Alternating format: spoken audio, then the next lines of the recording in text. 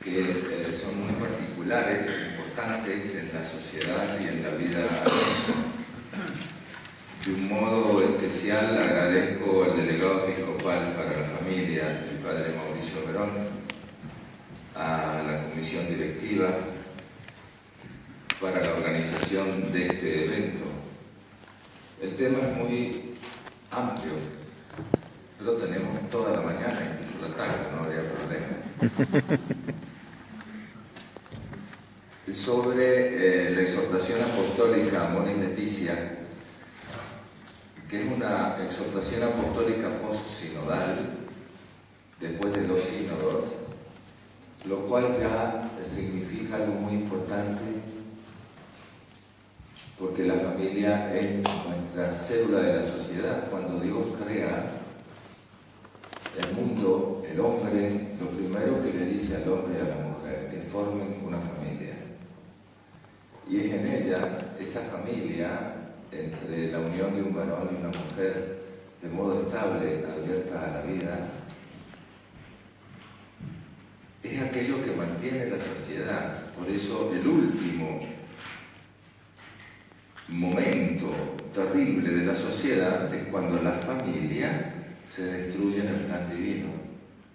Y todas las bendiciones están en comunión con ese plan de Dios de amor. Fíjense, en esta exhortación apostólica hay muchos temas.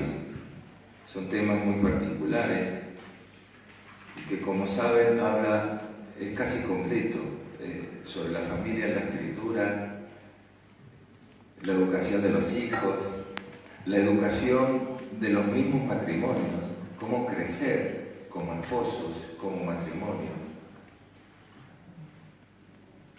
Y un capítulo particular, que es el objeto de la carta pastoral, es sobre todo las nuevas uniones. Por eso quisiera que no quedara reducido solamente a eso.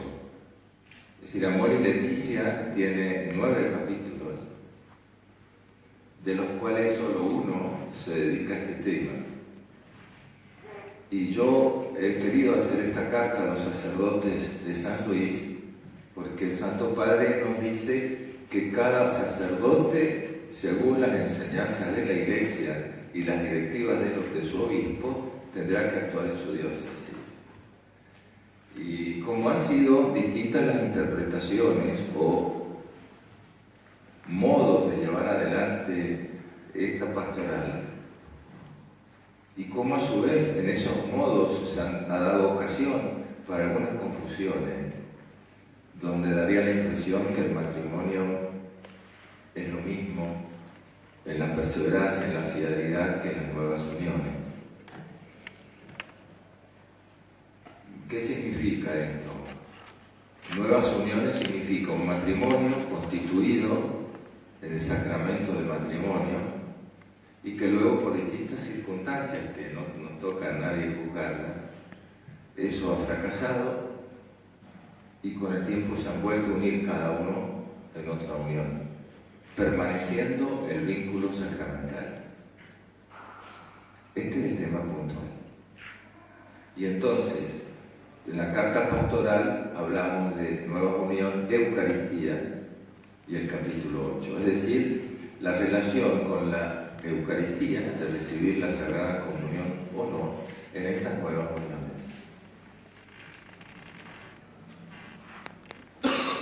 La carta pastoral está dividida en 3 grandes bloques que los tienen ahí, los pueden ver.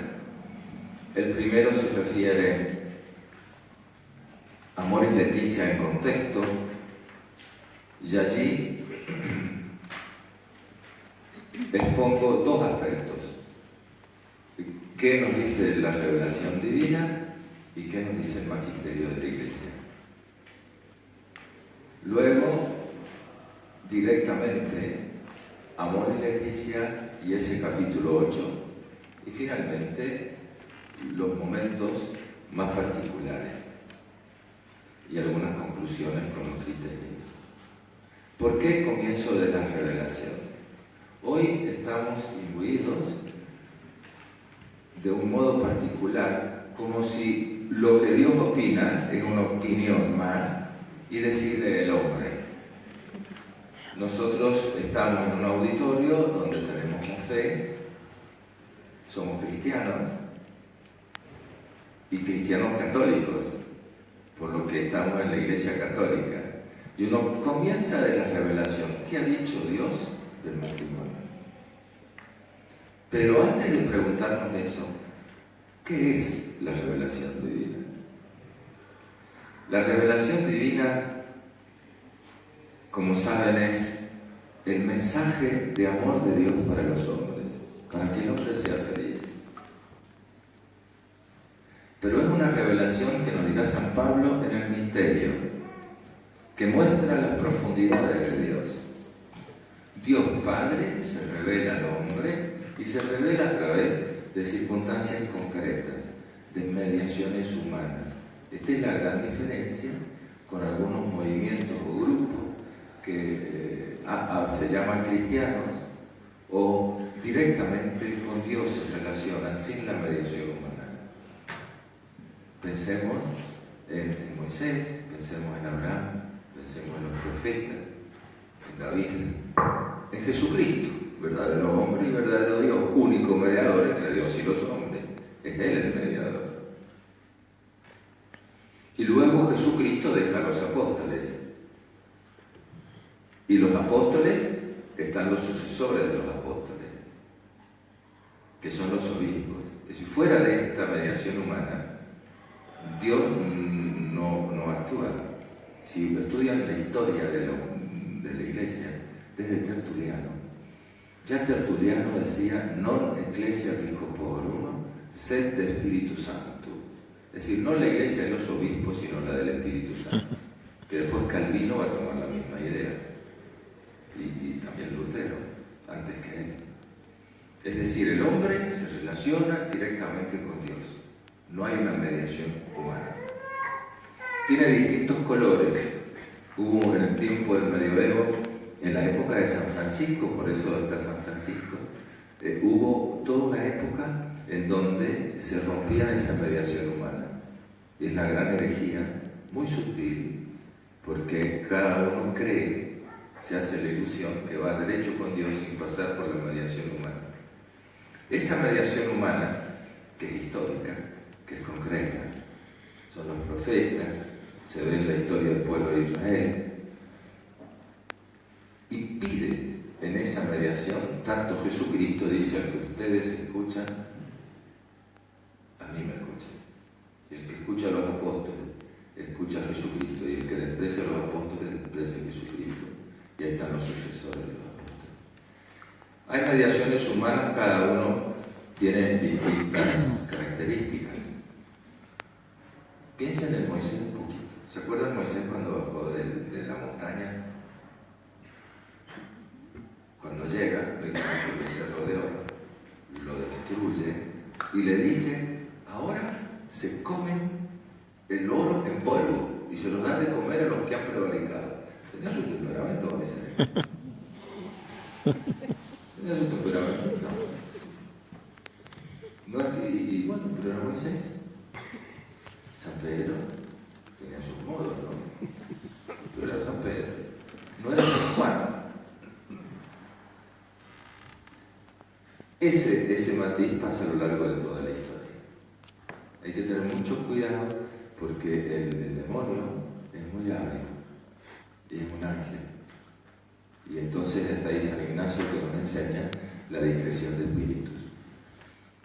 En esa revelación que Dios nos dice eso, nos da un cuerpo doctrinal. Es decir, la revelación divina, cuando Dios manifiesta su amor, no es solamente un grupo de conceptos que nos hace sentir bien, y me gusta, entonces lo sigo, no me gusta, entonces no lo sigo. No es tampoco un contexto de consensos entre personas más o menos sabias, aún el más sabio. El más sabio de los hombres es nada en comparación a los ángeles, y los ángeles nada en comparación a Dios. Así que el más sabio de los hombres nunca va a poder hacer algo mejor de lo que hizo Dios. Y en esa, por más que se junten y que tengan consenso y que sean mayoría, Por eso la revelación no solamente es un acto libre de Dios, sino también manifiesta un cuerpo doctrinal. No es solamente me siento bien con Dios, sino tengo que cumplir con ciertas cosas que Dios me pide. ¿Sabemos el cuerpo doctrinal? Podemos repasarlo. Creación, los ángeles, la redención, la realidad del pecado, la realidad del cielo, hasta el Apocalipsis. El pecado y la lucha entre el bien y el mal, entre la vida eterna y el infierno. Todas esas verdades están contenidas en el credo.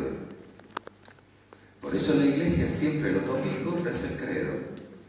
Profesa su fe. Creo en Dios Padre, Todopoderoso. Son temas que cada uno podría ir en su grupo o movimiento, decir, bueno, este año hacemos la primera parte, la segunda parte del credo. Y reflexionar sobre esos contenidos. Entre esos contenidos está la realidad del matrimonio. Les voy a empezar a leer algunos textos en la página 4. La revelación nos muestra que Dios crea el matrimonio entre un varón y una mujer, que no fue abolido por el pecado original ni por el diluvio. Es muy importante, me gusta mucho repetirla.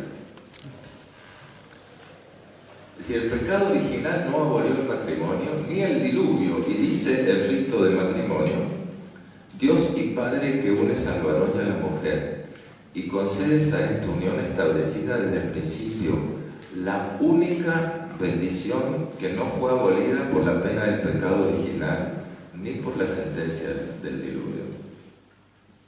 Es decir, el matrimonio es algo teológico, es algo muy grande, no es que Dios lo crea porque el hombre tiene una concupiscencia y para que ordene su concupiscencia crea el matrimonio. Es antes del pecado original. Que después del pecado original, como nos lleva a la concupiscencia, hay, pero el motivo por el cual. Es decir, la grandeza. Luego, Dios, como saben, corrige la ley mosaica que permitía el repudio de la mujer por parte de su marido a través del libelo de repudio. Y da el motivo. Dios permitió debido a la dureza de su corazón. Pero al principio no fue así.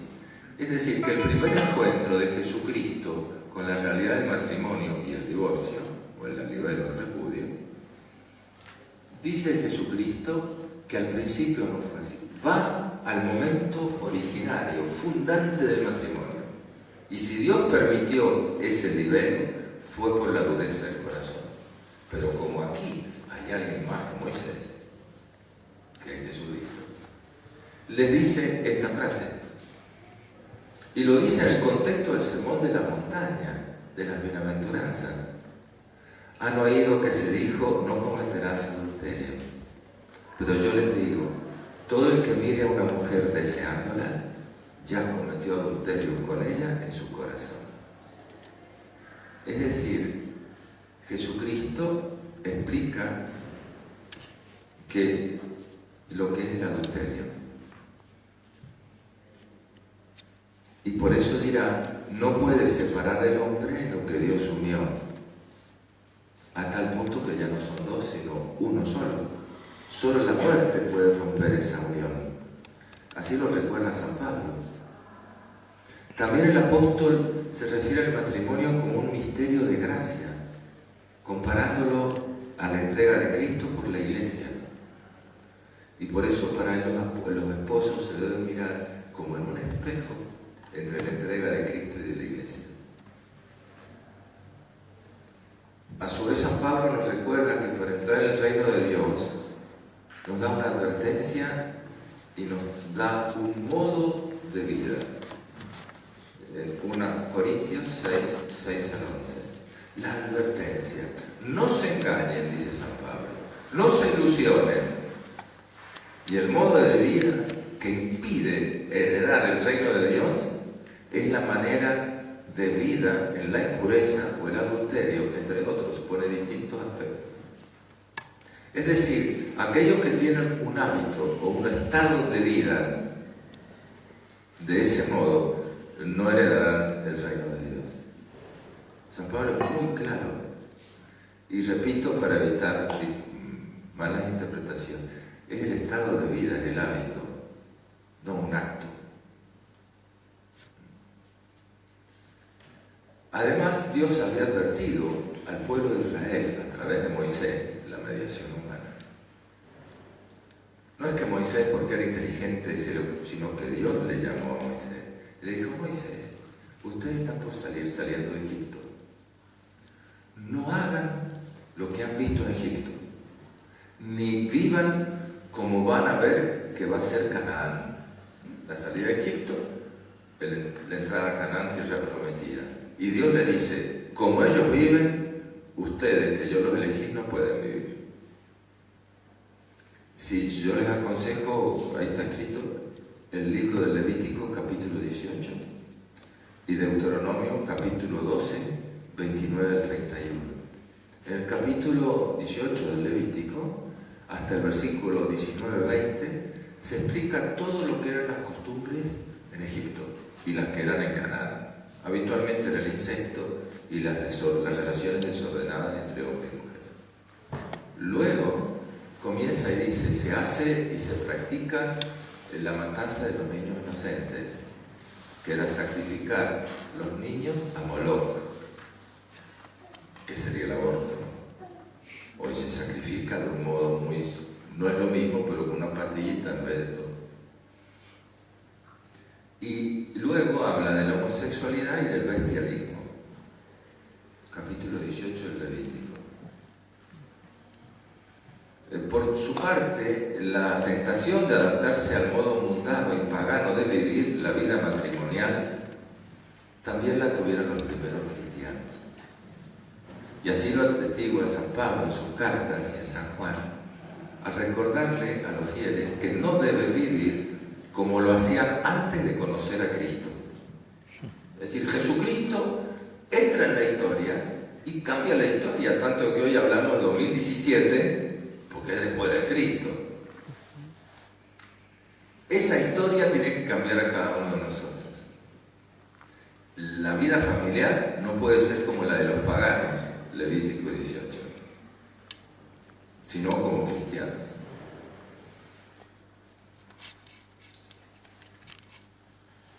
En otras palabras, el matrimonio indisoluble debe ser entendido en el marco del despojo del hombre viejo y en la renovación del hombre nuevo, creado según el ideal de Dios en la justicia y la santidad de la verdad.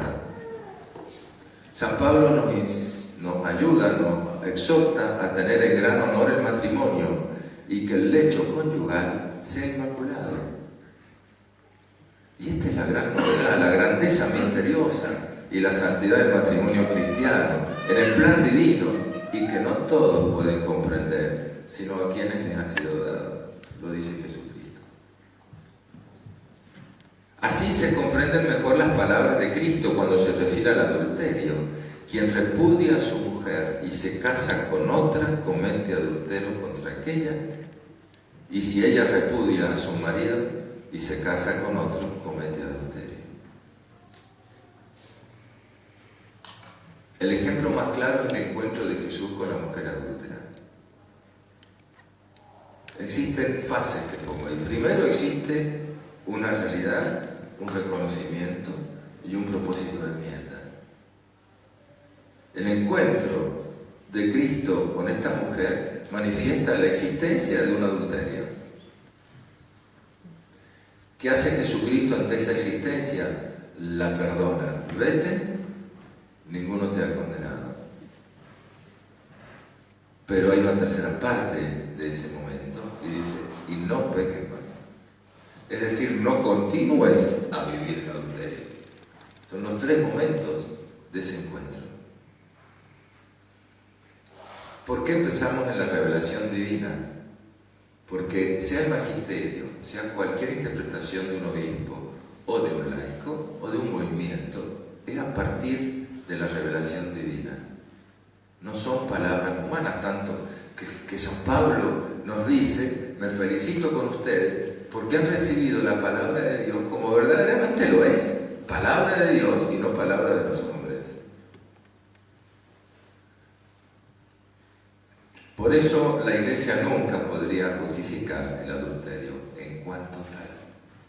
Esto es muy importante, he puesto la palabra en latín, qua talis, que significa en cuanto tal. En cuanto tal, no a la persona.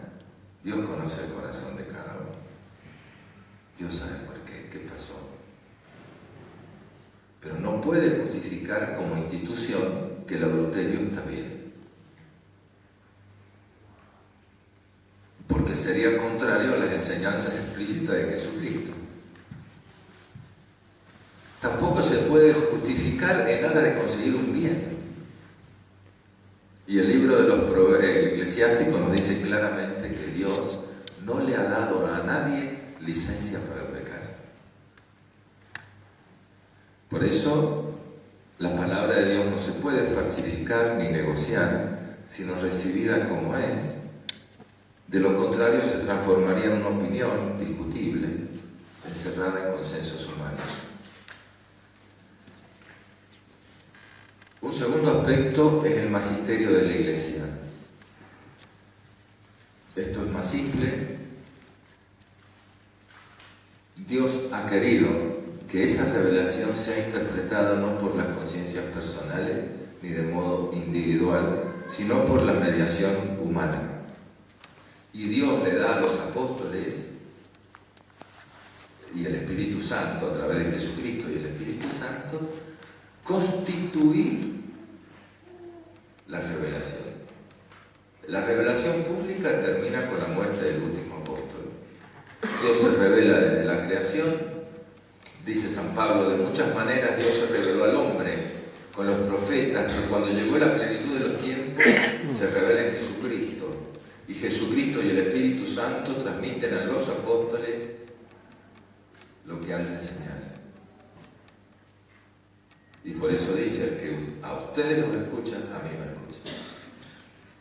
Pero es en los apóstoles. La revelación quedó terminada con la muerte del último apóstol, tanto que llega, siempre se ha dicho así, y el Vaticano II lo dirá después, no hay que esperar otra revelación pública, sino hasta la manifestación gloriosa de nuestro Señor Jesucristo. Es decir, hasta el momento de la segunda venida de Cristo. Por lo que entre la muerte del último apóstol, que decimos de San Juan, alrededor del año 90, hasta la segunda venida de Cristo, no hay revelaciones nuevas. Habrá profundización de lo mismo que está revelado. Pero no es que la Inmaculada Concepción, el dogma de la Asunción, por ejemplo, son dogmas de fe que se han proclamado ahora, en el siglo pasado, o sea, en el anterior, 1850 con la Inmaculada, con el Beato Pío IX. Pero eso está contenido en la revelación, solo que uno profundiza ese mismo dato revelado. Y por eso el hermoso texto que pongo en la página 7 de San Vicente de Lerdo, que le dice a Timoteo: oh Timoteo, oh sacerdote, que tus explicaciones hagan que se comprenda con mayor claridad lo que ya se creía de manera muy oscura, que las generaciones futuras se congratulen de haber comprendido por tu mediación lo que sus padres veneraban sin comprender. Pero has de estar atento a enseñar solamente lo que has aprendido. No suceda que por buscar maneras nuevas de decir la doctrina de siempre, acabes por decir cosas nuevas. Una cosa es el modo de decir, pero es el modo, no los contenidos. Y esto es lo que se llama la evolución homogénea del dogma católico. En el mismo sentido, en la misma sentencia. Y Jesucristo deja a los apóstoles y a los apóstoles en los sucesores. Ahora, los sucesores de los apóstoles, desde el primero, después que murieron los apóstoles, que son los obispos, tienen que mantener, defender la revelación. Pero no hay revelaciones nuevas. No puede haber algo nuevo contrario a lo ya revelado, ni algo nuevo, aunque no sea el contrario.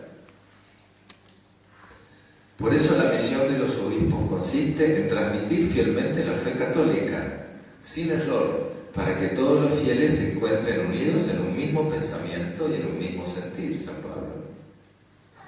Por medio de un solo Señor, una sola fe, un solo bautismo, un solo Dios y Padre de todo. Por eso la misión pastoral del obispo se ordena a velar para que el pueblo de Dios permanezca en la verdad, que libera y llegue a la vida eterna. Ese magisterio se realiza de muchas maneras. Como saben, el Papa, estamos en el uso de la exhortación apostólica. El Papa puede hablar de un modo que se llama a través de las cartas encíclicas, de exhortaciones apostólicas, de alocuciones de los miércoles, carta a un grupo determinado, discursos radiofónicos. Hay muchas maneras que el Papa ejercita esa misión de mantener, transmitir y conservar y defender el depósito de la fe. Y en esos modos, según esos modos, hablamos de un magisterio que se llama escátedra, que son los dogmas de fe, magisterio ordinario y universal, que significa todos los obispos del mundo, en comunión con el Papa, manifiestan una doctrina de fe y moral. Todos. Y luego está el magisterio definitivo, por ejemplo, que las mujeres no pueden ser ordenados sacerdotes, es un magisterio definitivo. O el magisterio ordinario. Ese magisterio ordinario es el habitual, encíclica, exhortaciones apostólicas. Por eso, la exhortación apostólica Amoris Laetitia es magisterio ordinario. Y todos estamos obligados a seguirlo. Es vinculante. Otros ejercicios del magisterio son vinculantes o solo para el grupo que fue dado. Una carta a ustedes 5, de acá adelante. Un mensaje radiofónico no es una exhortación apostólica y por eso hay grados de vincularidad. Cuando hay discusiones o algo no claro, lo que no está claro se explica por lo más claro o por el documento que tenga mayor vincularidad, no el que tenga menor tenor. Si yo hago esta carta pastoral y después llamo por teléfono al padre y le digo no sé qué cosa, habitualmente sé lo que digo, pero supongo que ese día no sé qué cosa le he dicho. Él no puede decir, no, pero Monseñor me llamó por teléfono y me dijo tal cosa, y es contrario a lo que está en la carta. Tiene más valor lo que está en la carta que la llamada telefónica a él personalmente. ¿Y cómo se lee un texto? Hay una expresión del Vaticano II muy lúcida, es el Lumen Gentium 25A. ¿Saben qué significa el A? Cada número, gracias, cada número del concilio, las encíclicas, sobre todo las del concilio cuando se citan, tiene párrafos. Ustedes ven en la carta, aquí hay párrafos, después de un punto aparte comienza un nuevo párrafo. O ideas conceptuales, los conceptos. Entonces el primer párrafo con un concepto fundamental se llama A, el segundo párrafo el B, el tercero, etc. Entonces al final del Lumen Gentium 25, número 25, A, al final de ese párrafo, se lee lo siguiente. Esta religiosa sumisión de la voluntad y del entendimiento, de modo particular, se debe al magisterio auténtico del Romano Pontífice, aun cuando no hable en cátedra. De tal manera que se reconozca con reverencia su magisterio supremo y con sinceridad se adhiera al parecer expresado por él, según el deseo que haya manifestado él mismo. Y eso se puede deducir por la índole del documento, o por la insistencia con que repite una misma doctrina, o también por las fórmulas empleadas. En ese contexto, Amoris Laetitia, ¿cómo tengo que leerla? Como dice el texto. No puedo leer Amoris Laetitia por lo que dice un comentario, por lo que dice un grupo de gente, por lo que dice otro grupo de obispos, por lo que dice un grupito de un grupo, de un movimiento muy numeroso. ¿Cómo leo Amoris Laetitia? Primero tengo que leer lo que dice el texto. ¿Qué dice el texto? No qué dicen, lo que dice el texto. Segundo, veo la intención del Santo Padre, la índole del documento.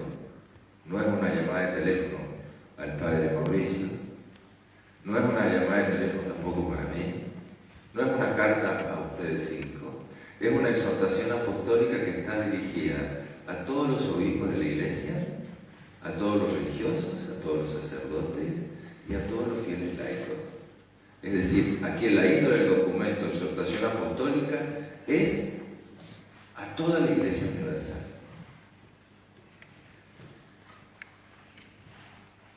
Luego dice, ¿cuál es el parecer según el deseo que haya manifestado él mismo, la insistencia con que repite una misma doctrina y las fórmulas empleadas? Primer criterio general de lectura es leerlo a la luz del magisterio anterior. Quizás la primera lectura es verlo completo, tomar el índice. El índice del documento es lo primero que les enseña. Y uno dice, habla sobre el matrimonio, el amor, la vocación a la familia, cuáles son los desafíos actuales, la acción pastoral que hay que hacer, la educación de los hijos. Es muy rica la exhortación. Y en las discusiones por ahí uno queda atrapado en un tema que es verdad que es un tema pero no es la exhortación. Y luego el acompañamiento, y que termina con el hermoso capítulo 9 sobre la espiritualidad propia de los esposos y la familia. Por eso, como les decía al principio, no puede ser leída solo con un aspecto, sino hay que verla en su conjunto. Y en ese conjunto, ver este tema.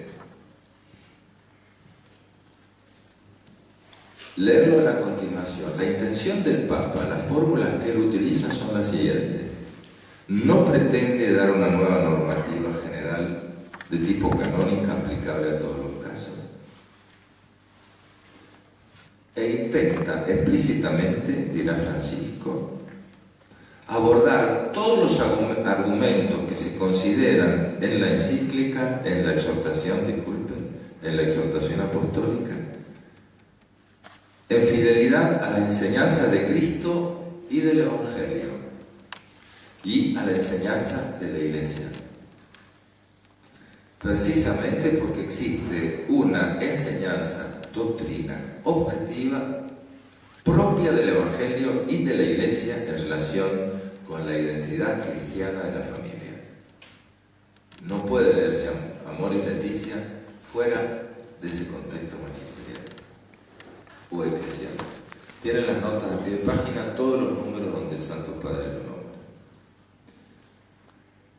Y el Santo Padre recuerda también la doctrina de la indisolubilidad del matrimonio, partiendo desde el misterio trinitario, que transforma el amor de los esposos en un amor de exclusividad indisoluble en la apertura a lo divino, expresando la unión entre Cristo y la Iglesia.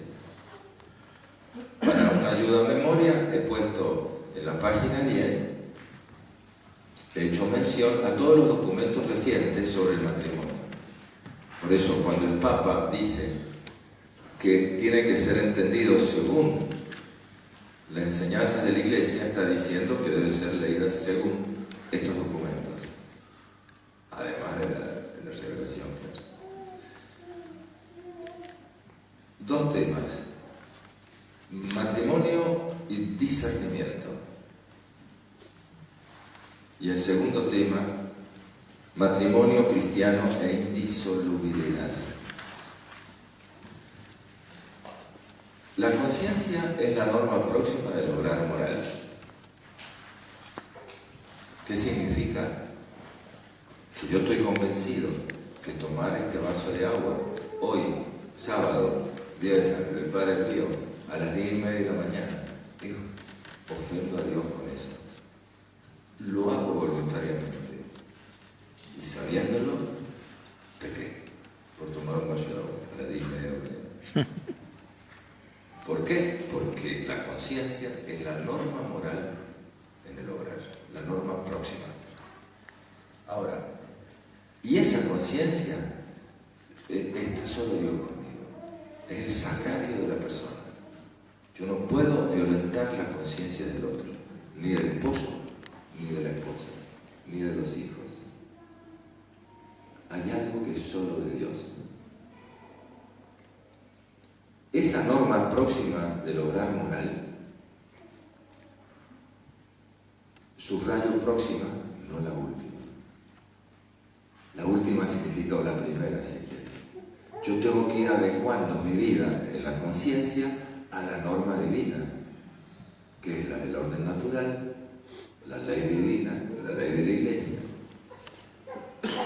Y eso se llama formación de la conciencia.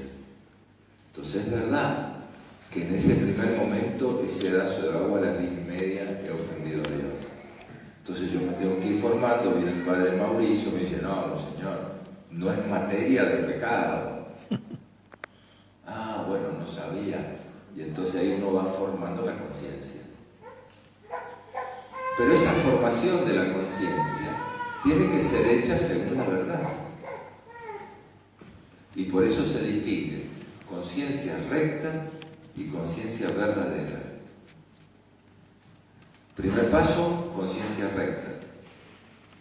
Hacer lo que yo creo que tengo que hacer. Recta. Conciencia verdadera es educar esa conciencia según la verdad, no según lo que yo creo que tengo que hacer. Ejemplos.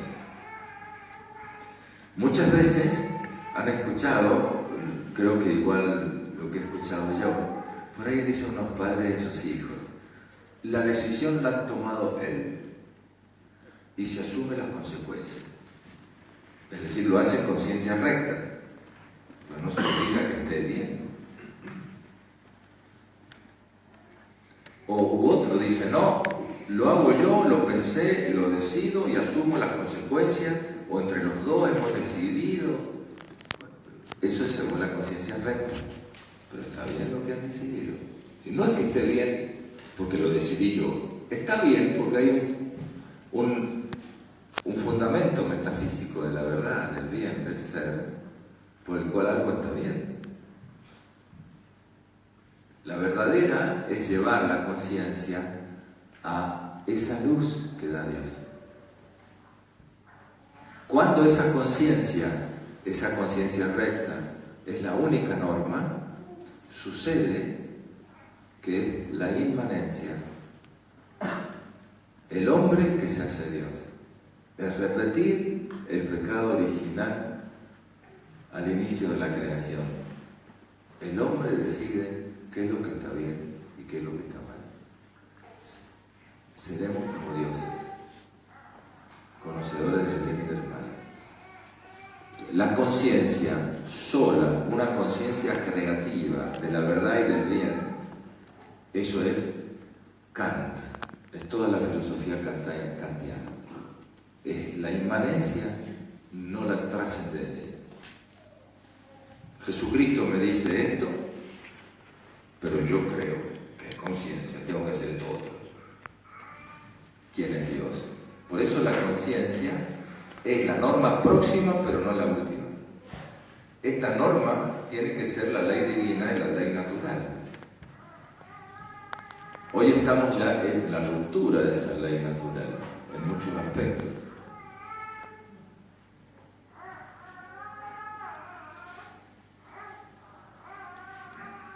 Fíjense dos textos, o tres, de Amor y Leticia, Veritatis Splendor II, de Amoris Laetitia. Quiere transmitir Amoris Laetitia toda la integralidad de la moral católica. Está en página 10. Por ello, dirá el Papa, para evitar el grave riesgo, comillas, de mensajes equivocados o de hacer pensar que la Iglesia sostiene una doble moral e impedir cualquier interpretación desviada, comillas, o cualquier forma de relativismo o un excesivo respeto al proponer la doctrina cristiana, sería una falta de fidelidad al Evangelio. Esto es Amoris Laetitia 307. Por lo que toda la vez que Amoris Laetitia haga referencia al acompañamiento, al discernimiento, a la conciencia, debe entenderse según la teología moral católica.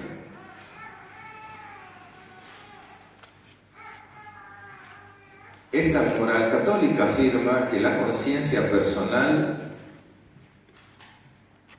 como la norma próxima del obrar moral, sin embargo, ella no es la última norma, sino la ley eterna, que no es otra cosa que la misma sabiduría divina. Veritatis Splendor, número 40. Es la ley divina que no es otra cosa que la sabiduría divina. Qué hermosa definición. Por eso el hombre, cuando obra según esa ley divina, participa de la sabiduría divina.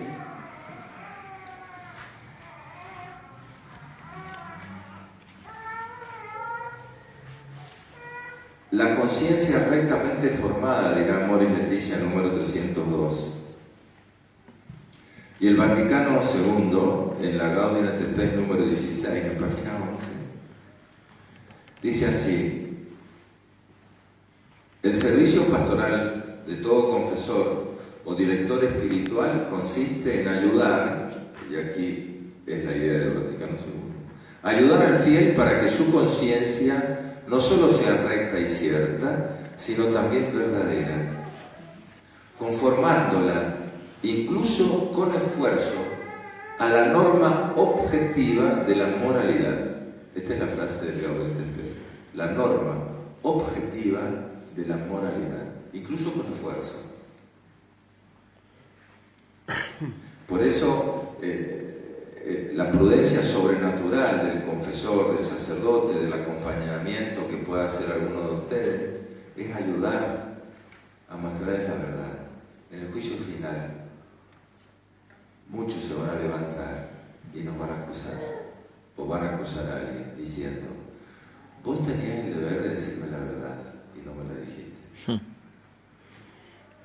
Y a lo mejor yo no pude llegar a las cosas de Dios porque vos no me enseñaste la verdad. Y saben que la fe, dice San Pablo, es por el oído. ¿Cómo van a creer si nadie les predica? Es decir, que la predicación tiene que ser según la verdad, porque la fe es según la predicación.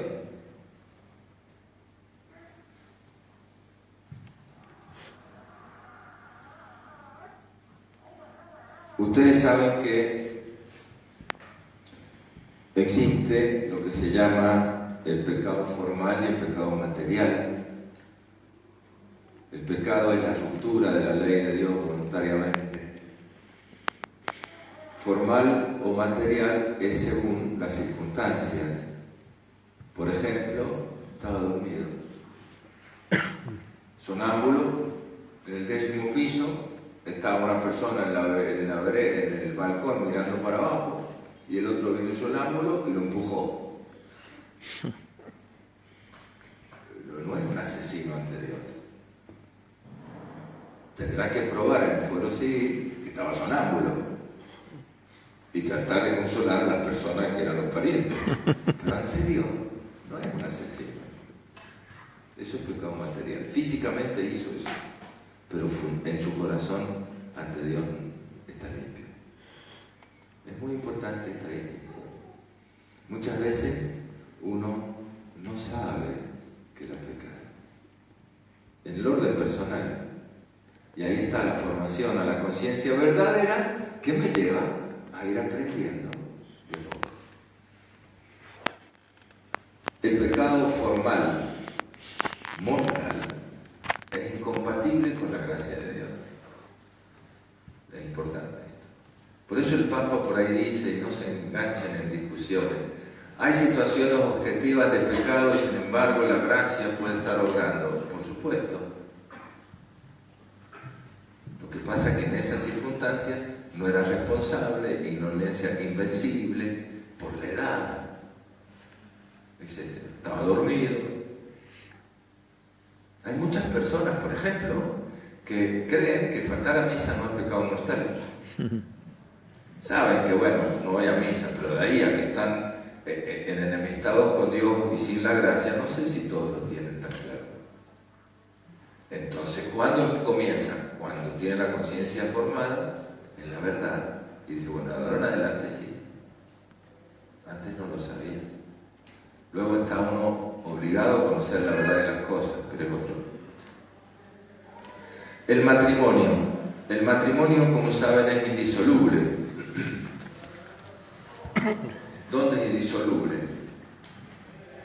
Entre un hombre y una mujer, según el rito y que ha sido consumado, se llama matrimonio indisoluble. Y la frase técnica es rato y consumado. Rato no es el apellido de alguna persona pública, sino rato viene del latín, es según el rito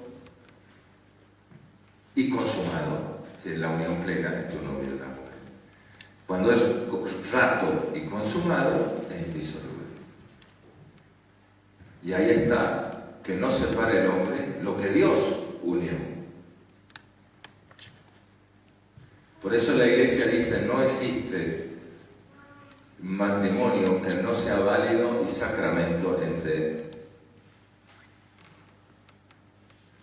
bautizados. Es decir, entre bautizados todo matrimonio válido es sacramento. Ustedes dirán, claro, no, es que hay un grupo de teólogos y de canonistas que dicen que se separan. No siempre el matrimonio rato y consumado es sacramento. Separar la sacramentalidad del matrimonio entre los fieles cristianos.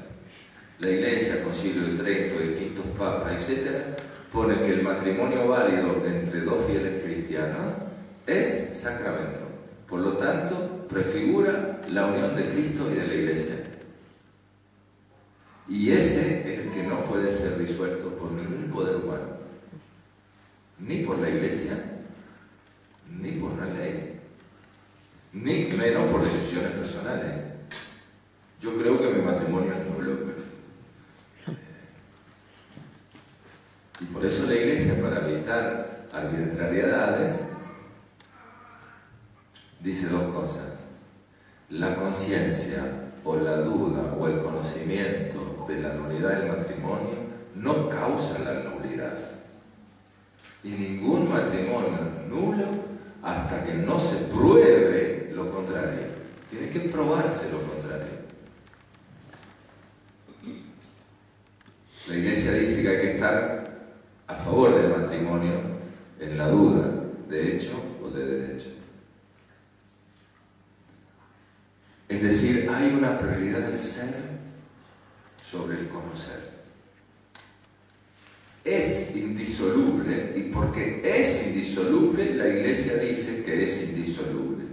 No es que el matrimonio es indisoluble porque la Iglesia dice que es indisoluble.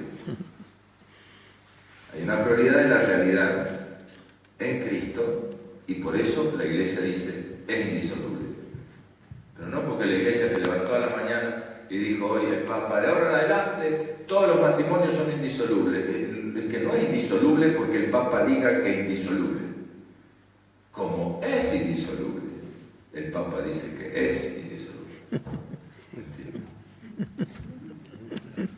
Es decir, que las cosas no son porque yo digo que son, sino yo digo que son porque son. Hay una prioridad del ser sobre el obrar. Aquí está escondido esto que parece un juego de palabras. No es tan juego de palabras porque estamos inmersos en esa cultura que es la filosofía del lenguaje, en donde el lenguaje va creando las realidades. Y de tanto hablar de este modo, uno cree que las cosas son como está escuchando yo. Y hay que dejarse interpelar por el ser. Otra aclaración, que cuando hablamos de nulidad matrimonial, no es que la Iglesia hace nulo aquello que era válido. Entonces, como tiene plata fulano y mengano, pueden anular su matrimonio, como se dice por allí. No es así. La Iglesia, para hablar con propiedad, se refiere a declaración de nulidad. Declara que el matrimonio es nulo, declara que nunca existió. Esto que nosotros creíamos que era válido, no ha sido válido. Y hay distintos caminos para eso. Un ejemplo. Uno que se case todo perfecto según los papeles y según el rito con su hermana. Una guerra, que se para, inmigrante, después se conocen, se casan, tienen 5 hijos, 7 hijos. Y después viene, por distintas circunstancias, que eran hermanos. El otro dijo, ya me parecía que te conocía. Por distintas circunstancias teníamos parecido. Por distintas circunstancias resulta que era hermana. Entonces se prueba eso y se declara que es nulo. Eso que creíamos que era válido. Eso es lo que hace la Iglesia. Y está estipulado en qué caso. Por ejemplo, la persona que no tiene la capacidad psicológica, grave por supuesto y proporcionada, para asumir las obligaciones matrimoniales. ¿Viste? Te dije, no sé. Estoy dando los casos. Otro caso es aquel que ya estaba casado con otro o con otra. Estaba rato y consumado con otra, se cambió, se hizo el que no se acuerda, agarró una mesa. Sí, pero nunca me lo dijiste que estaba casada. Ah, vos sabés que me había olvidado. Bueno, esa es la causal de nulidad. Entonces, ¿qué hace la Iglesia? Prueba que estaba casado y declara que es nulo esto que pensábamos que era válido. Eso es lo que hace la Iglesia. Y ahí se prueba. Pero no se prueba porque yo estoy convencido en mi foro interno que es nulo. Ahora viene el tema de las nuevas unidades. ¿Ven? Es todo un contexto de amor, de misterio, de gracia, de plan divino, una serie de cosas. De verdad, de bien. Y debe ser visto a la luz de las bienaventuranzas. Es ahí donde lo dice Jesucristo. Y por eso no puede separar el hombre lo que Dios unió. Y entonces, por ejemplo, hay muchas referencias a la falta de culpabilidad, a no saber, yo no soy el culpable fue el otro, que disminuyen las responsabilidades. Esos son los casos en los actos humanos, y eso es verdad. No sabía, estaba medio dormido. Anoche terminé a las 3 de la mañana ayudando a una persona porque necesitaba una ayuda, me quedé dormido, me levanté 2 horas tarde y entonces no llegué a tal lado y me retan. Bueno, es verdad, pero es disminuir la culpa, ¿no? No lo hice a propósito. Y así tantas cosas.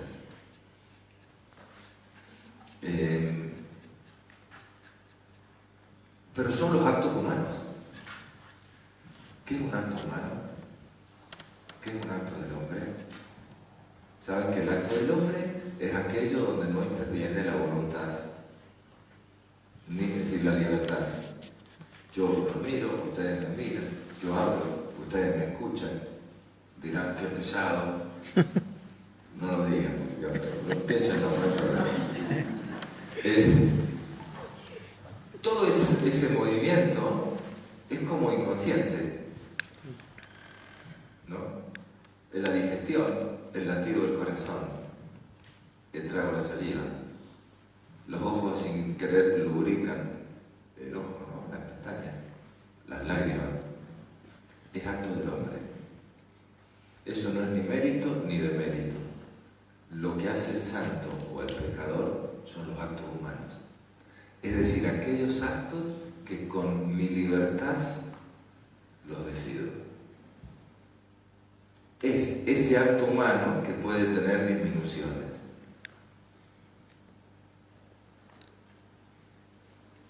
Por eso, una de las causales de nulidad es la falta de libertad.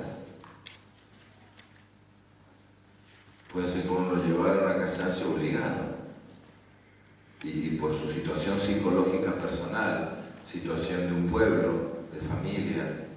Había uno con un revólver detrás de la cara, se hacía el padrino, pero en vez de tenerlo, tenía el revólver, ¿no? Y sí quiero, si no muere tu mamá allá en la otra esquina, por ejemplo. Falta de libertad. El acto humano tiene que ser libre. El matrimonio no es solamente un acto humano, es un acto humano, es un acto público, es un acto en la iglesia social, es un acto en donde Dios une a los esposos a través del rito, y es un acto humano que tiene consecuencias jurídicas y eclesiales. Entonces no es aplicable la misma norma del acto humano solamente.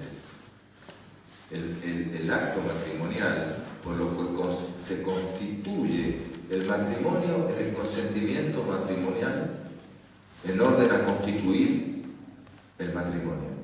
Ese consentimiento implica estas 4 o 5 realidades que no se pueden separar.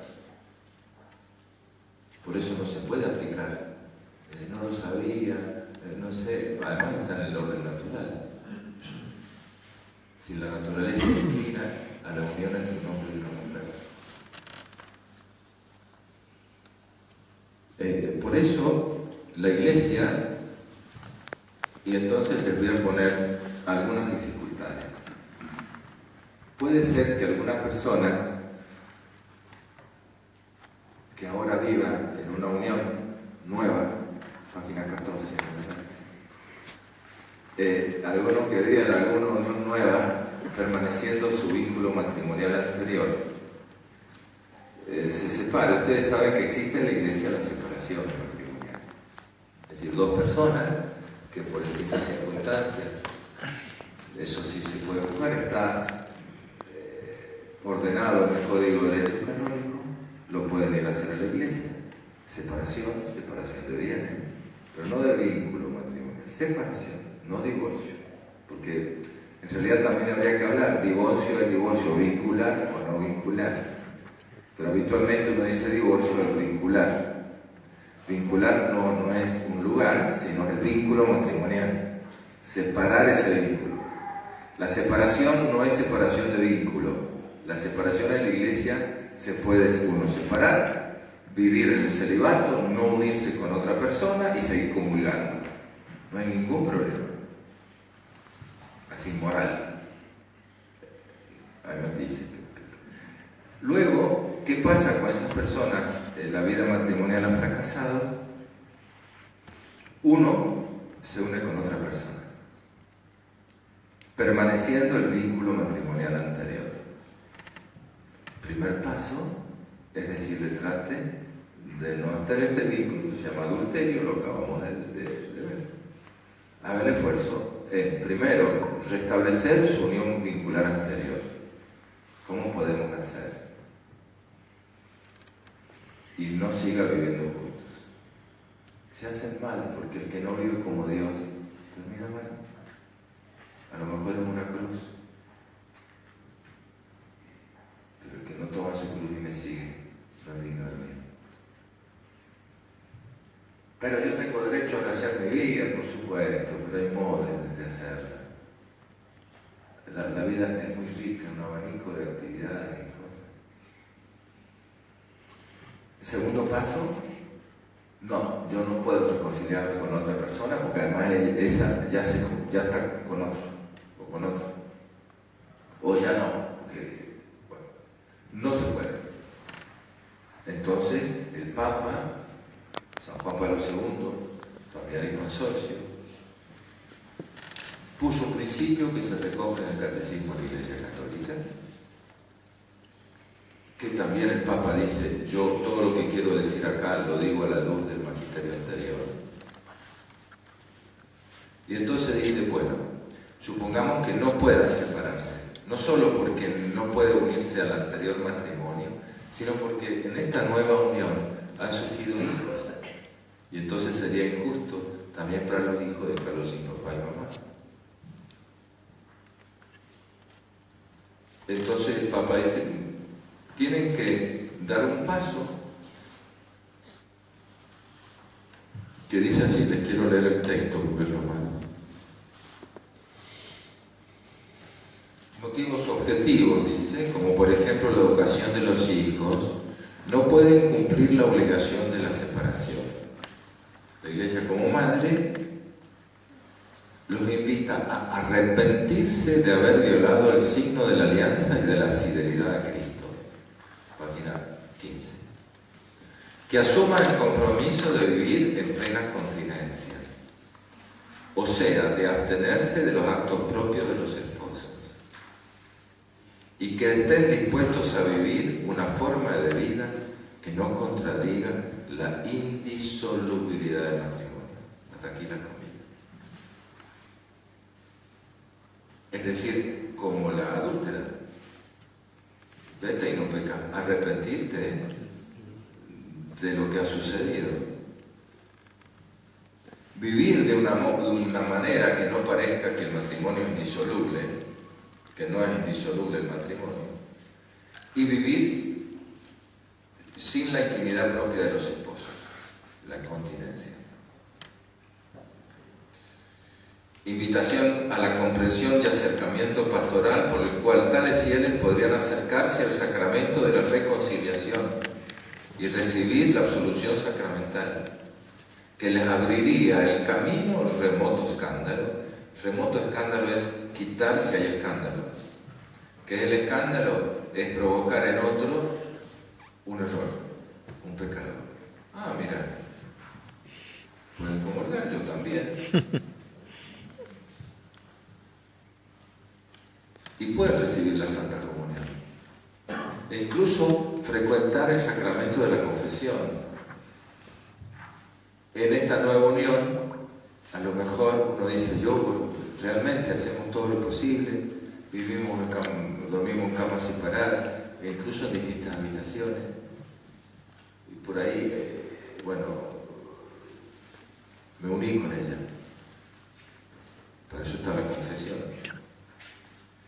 como cualquier otro pecado. Pero está el propósito de enmienda, está el propósito de no tener intimidad. Y el propósito de enmienda es quitar las ocasiones, por eso vivimos incluso en habitaciones separadas. Se dan cuenta cómo la Iglesia ciertamente es como una madre, y Dios son 70 veces 7, pero no puede decir positivamente que está bien. Con respecto a la nulidad, quizás lo pasé por alto. Saben que el Papa, ya desde el año pasado, en realidad en el 2015, en agosto del 2015, emanó una carta pastoral en forma de motu propio que se llama Mites Iudex, por el cual en los obispados se debe constituir un modo para hacer el proceso de nulidad de matrimonio, de la declaración de nulidad, más breve, que no dure un año, que no dure 4 años. E incluso dice, si la primera sentencia está por la nulidad, es nulo. Será lo que llevan los tiempos de hacer los papeles mínimos, será 1 mes, 3 meses, 4 meses, pero no más, habitualmente, en ese nuevo modo. Así que, ¿qué pasa? El tercer camino, último, digamos, es estas nuevas uniones no viven en convivencia, no podemos, vivimos en intimidad. ¿Qué hago? Y les leo, página 16. Si realmente esta propuesta no es posible, si bien no puedan recibir la Santa Comunión, debemos acompañarlos y exhortarlos para que cultiven un estilo de vida cristiano, pues siguen perteneciendo a la Iglesia. Esta, como madre, tampoco los abandona, sino que reza por ellos, los anima y no los considera necesariamente como obstinados por vivir en ese estado contrario a las enseñanzas de la Iglesia. Fíjense lo que dice el mismo Papa en Amor y Leticia número 297. Obviamente, si alguien ostenta un pecado objetivo como si fuese parte del ideal cristiano, o quiere imponer algo diferente a lo que enseña la Iglesia, no puede pretender dar catequesis o predicar. Y en ese sentido hay algo que los separa de la comunidad. Y dice, necesita volver a escuchar el anuncio evangélico y la invitación a la conversión. Amor y Leticia 297. Luego se lo invita, también nos dice el Catecismo, la Familiar y Consorcio, etc., a escuchar la palabra de Dios, a frecuentar el sacrificio de la misa, a perseverar en la oración, a incrementar las obras de caridad y las iniciativas de la comunidad en favor de la justicia, a educar a los hijos en la fe cristiana, a cultivar el espíritu y las obras de penitencia, para implorar de este modo día a día la gracia de Dios. La Iglesia rece por ellos, los anime, se presente como Madre misericordiosa y así los sostenga en la fe y en la esperanza. Esto lo dice el Familiar y Consorcio, número 84. Es decir, no están separados. Es solamente los que no pueden aceptar la condición, no pueden recibir la Sagrada Comunión. Nada más. Dios tiene caminos que nosotros no tenemos. Dios es el autor de los sacramentos. Dios no está atado a los sacramentos. Él puede dar la gracia sin los sacramentos. Él es el autor. Entonces los juicios siempre hay que dejarlos, solo que objetivamente yo no puedo decir, Dios tendrá sus caminos, pero no son los que conocemos. Luego yo les agrego que pueden ir a las capillas de adoración. Gracias a Dios en San Luis tenemos 12 capillas de adoración al Santísimo. Invitarlos, enseñarles a rezar. No a excluirlos. Quizá es el enfoque del Papa en esa conversión pastoral que nos pide, es tener otra actitud con ellos, no cambiar la doctrina. Lo dice ahí, es otra actitud. Y por eso el acompañamiento pastoral. Ante estas dolorosas y nuevas situaciones en las que pudieran encontrarse algunos fieles y que si bien no responderían objetivamente a la propuesta general del Evangelio y a la enseñanza de la Iglesia sobre el matrimonio, si el Papa dice que ellos no responden a la enseñanza sobre el matrimonio, el Santo Padre nos anima a una paternal dedicación pastoral, pues la Iglesia se siente en el deber de buscar y curar las parejas heridas con el aceite de la acogida. Y cita un lugar muy lindo el Papa en una homilía de apertura del mismo Asamblea General Ordinaria del Sínodo del 2015. Dice, si bien el error y el pecado deban ser condenados y rechazados, citando a Juan Pablo II dirá, el hombre que cae y se equivoca debe ser comprendido y amado. Debemos amar nuestro tiempo y ayudar al hombre de nuestro tiempo, lo cual no significa aceptar el pecado. hago un extenso referencia a los matrimonios fieles. Si le pido a los sacerdotes que valoren la fidelidad matrimonial. Si cuántos matrimonios han pasado por las mismas dificultades y las han superado. En el silencio, en la humillación, en la cruz, en el dolor. Y esto es un ejemplo para los jóvenes. Ahora todo el mundo está hablando de la comunión o no, y hay bibliotecas escritas y se olvidan de los matrimonios que han tenido todas las mismas dificultades, las han superado, se han perdonado, porque aquí está una de las grandes cosas, saberse perdonar. Uno es libre. Yo te puedo perdonar o no la infidelidad, lo decido yo. No vayan a estar los hijos, está toda la familia. Te puedo perdonar o no algunas cosas. Por eso hay que hablar, y por eso está hoy en esta jornada. En la medida que el obispo se quede callado y termine, van a poder tener algunos temas de referidos. Por eso paso rapidito. Y tengo algunas cositas. ¿Por qué ha habido estas grandes discusiones? Está en la página 20. Ya estoy terminando, 22, quedan 2 hojas. ¿Por qué está todo esto? Traten de educarse en la verdad y no por internet. Uno lee un artículo acá, el otro cardenal allá, el otro obispo acá, y entonces lo desguazan al Papa y nos quedamos sin Papa. Y en las discusiones nos olvidamos que el Papa es el vicario de Cristo. Que quizás lo repetimos con las palabras, pero después no lo es. Es el sucesor de San Pedro. Si el Papa no está, nos vamos todos, ustedes también y yo también, dejamos.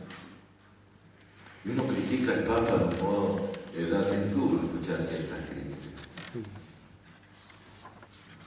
Todos tenemos defectos, ya les dije Moisés, yo, también el Papa tiene defectos, no hay problema. También mi mamá tiene problemas. Alguno podrá decir, mi mamá es borracha, pero no tiene ese gusto de mandarlo por internet. ¿Saben qué? Mi mamá es borracha, sí. No, uno trata de... Eso se llama piedad. Eso se llama piedad, que es una virtud. Y la piedad, como saben, es virtud integrante de la justicia. Es injusto lo que están haciendo. Además, la piedad es un don del Espíritu Santo. Y uno escucha hablar muchas personas de un tal modo tan del Papa o de las autoridades. Tengan cuidado. No se dejen influenciar por eso. Eso no es la fe católica. Los santos no obraron así. Santa Catalina de Siena no le puso la carta al Papa en internet diciéndole, soy viril. No, ¿cómo le decía eso a Santa Catalina? Sí. Se lo digo personalmente. Y no lo empezó a apurar el Papa, no. Los santos obran de otra manera. La Iglesia no es un club social, es un misterio. Y solo en la fe se entiende.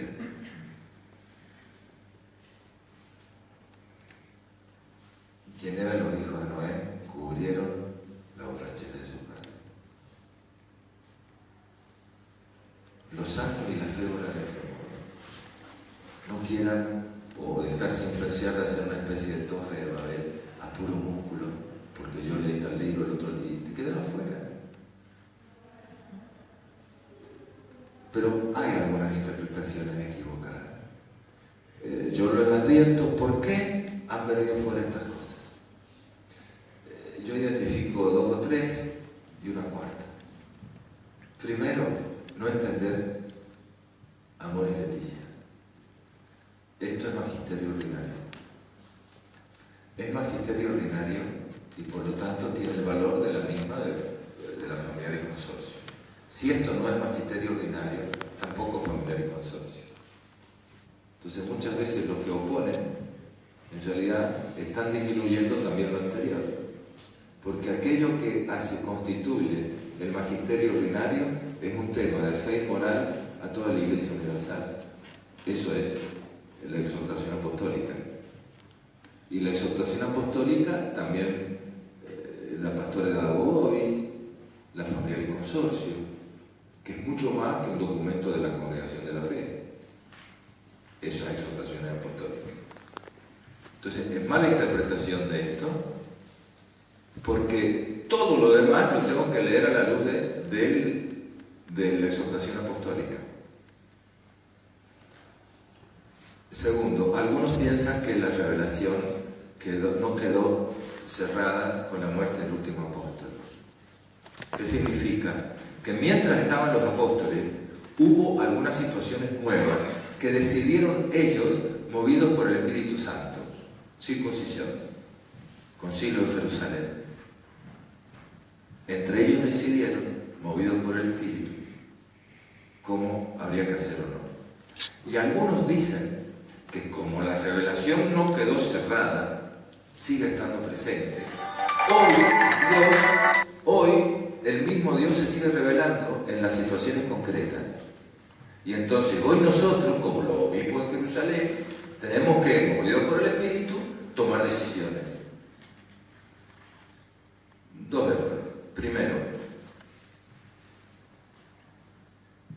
eso Schelling sobre todo dice que Dios se autorrevela, se autodespliega en la historia, y la historia es el autodespliegue de Dios. Es decir, que Dios se revela en la historia, en los hechos normales, y estos hechos normales es lo que Dios quiere. La unión de dos personas del mismo sexo. Es ley en muchos lugares. Muchos dirán que sí. Y entonces está este padre Martín, uno americano, creo que se llama Martín. No sé cómo se dirá en inglés, Martín, pero se escribe Martín.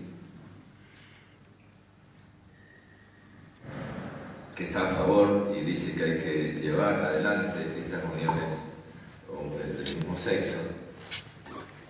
Entonces, ¿qué dicen? Esto es una realidad que yo hoy tengo que canalizar, acoger y canalizar. En ningún momento rechazar. ¿Por qué? Porque Dios se revela en esta situación. Eso es cuando la revelación se entiende como no cerrada. Entonces el Espíritu Santo, como en tiempo de los apóstoles, los iluminó para tomar decisiones nuevas que no estaban previstas, así también hoy el Espíritu Santo, esto es un error. Yo tengo que juzgar las realidades de hoy a la luz de la revelación que quedó terminada con la muerte del último apóstol. Yo no puedo decir que eso está bien. Sí puedo ayudar a las personas como personas, pero el hecho de la unión es contrario al mismo plan divino. No puedo decir que el Espíritu Santo a mí me ilumina para hacer algo contrario a lo mismo que el Espíritu Santo decidió. Otro aspecto, el segundo error, es el historicismo. Ustedes saben que en el orden legal se llama el sociologismo jurídico, es hacer legal lo que es real. Muchos dicen, claro, como ya la gente se droga, hay que legalizar la droga. Como la gente hacemos el aborto, legalicemos el aborto. Es decir, sociologismo jurídico, en donde lo real tiene que hacerse legal. Hay ladrones, legalicemos cómo se roban.